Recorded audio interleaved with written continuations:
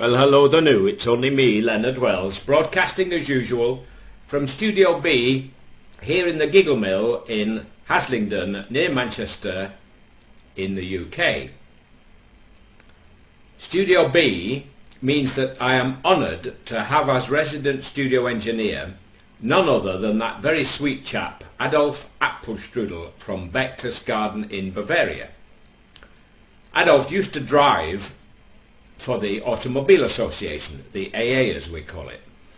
Unfortunately he had problems with the women and he turned to drink and had to resign, and he became a member of Alcoholics Anonymous.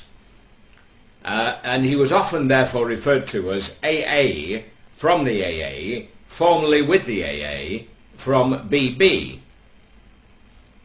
During the WAR, Adolf was trained as a strict disciplinarian, and as a result he refuses steadfastly to grant me more than a measly 12 digital megaburgers per broadcast.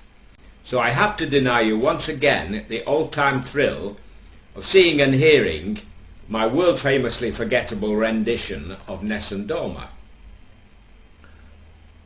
Occasionally, normally Adolf won't appear in front of the camera because of his dreadful wounds that he got in the WAR, but he will now and again wave, and I always ask him whenever I appear on camera, because it's such a thrill for the audience, and although he wears a glove to hide his WAR wound, it means a lot to many of you.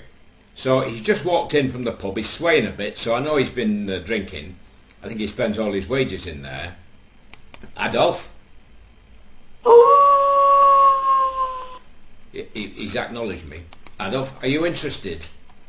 The audience, I'm on camera, the audience want to know, is there any chance they could see you wave? What do you think?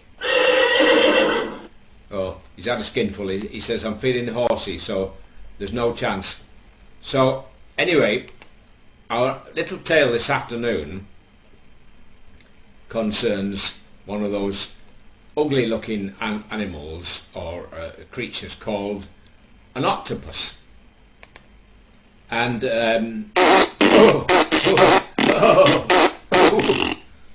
that'd be 4 o'clock, you know. It's these oats, they keep you regular as a clock.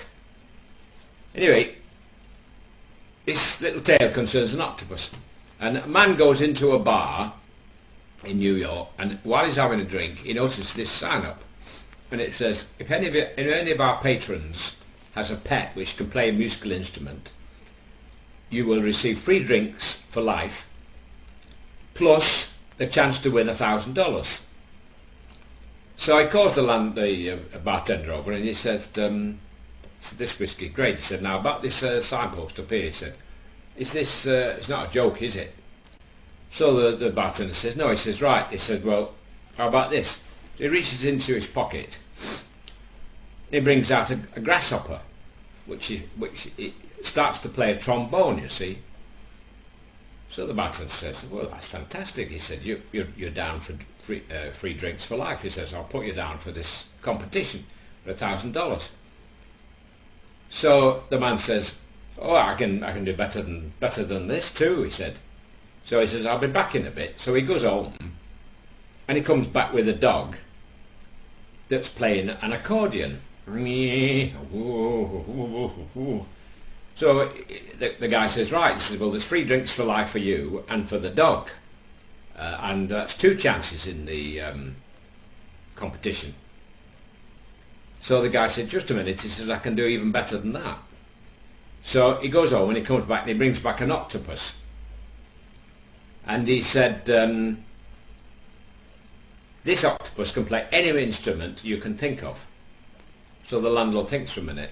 He said, but he said, are you sure?